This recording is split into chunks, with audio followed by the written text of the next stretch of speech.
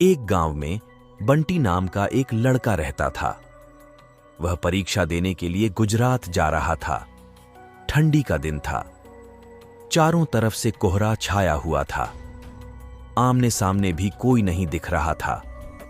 पूरे 15 घंटे के बाद वह गुजरात पहुंच गया था। परीक्षा अगले दिन थी, इसलिए वह एक होटल में रहने के लिए सोचा। रात हो गई थी और कहीं भी उसके बजट में सस्ता होटल मिल नहीं रहा था। काफी ढूंढने के बाद उसे एक सस्ता होटल मिला। वह उस होटल में एक कमरा बुक करवाया और जब वह कमरे में गया तो देखा कि कमरे के चारों तरफ जाले लगे हुए थे। ऐसा लग रहा था कि यह कमरा काफी सालों से बंद पड़ा था और कमरे के अंदर का माहौल एकदम डरावना और सुनसान लग रहा था। लेकिन उसने ये सब नजरअंदाज कर दिया और होटल से खाना मंगवाया और खा पी कर सोने चल दिया। जब वह सो रहा था तो लगभग रात के 1 बजे के करीब उसे किसी के पायल की घुंघरू की आवाज सुनाई दी।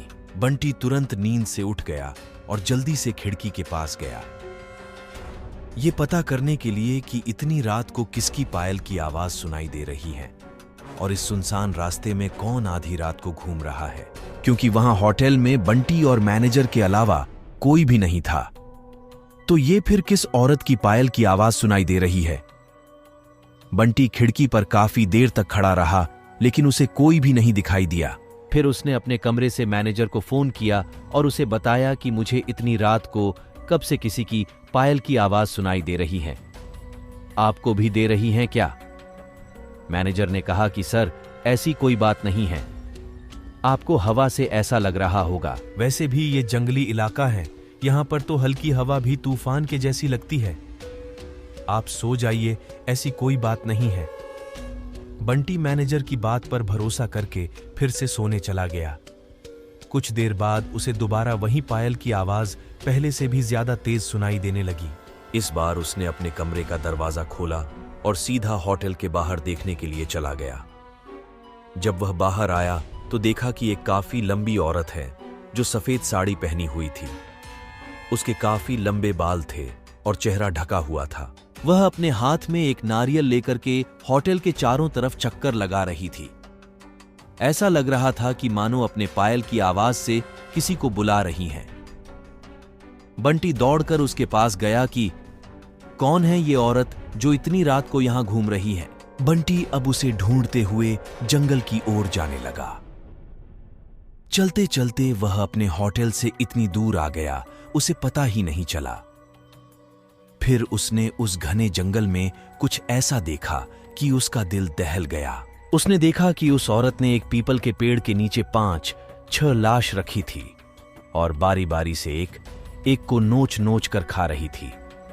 उसका मुंह खून से लथपथ था और चेहरा भी एकदम डरावना था। बंटी ने जब ये सब देखा तो उसके पांव तले जमीन खिसक गई। ये सब नजारा देखते ही उसे डर के साथ साथ रोना भी आने लगा कि वह चुड़ैल अब मुझे भी मार देगी, क्योंकि अपने पायल की आवाज से यहां तक तो मुझे लेकर आई है। लेकिन उसने हिम्मत से काम लिया और हनुमान चालीसा पढ़ते पढ़ते धीरे से वहां से भाग गया ताकि भूत उसे देख ना ले। लेकिन भूत तो भूत होते हैं।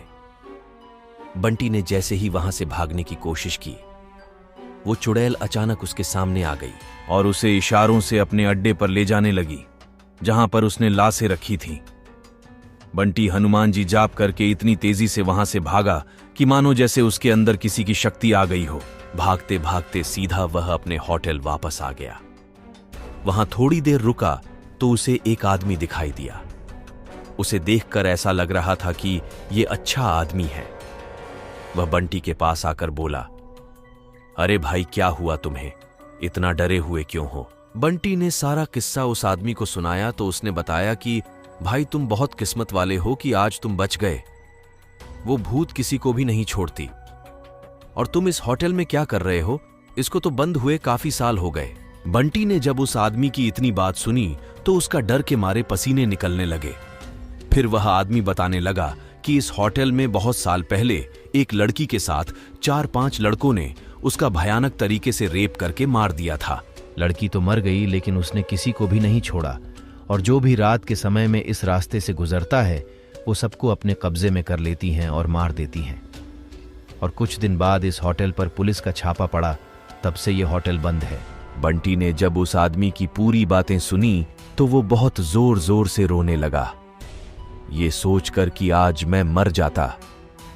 फिर उस आदमी ने बंटी को चुप कराया और बोला, चलो आज रात तुम मेरे घर रह लो, मेरा घर पास में ही है। डरो मत, अब मैं आ गया हूं ना।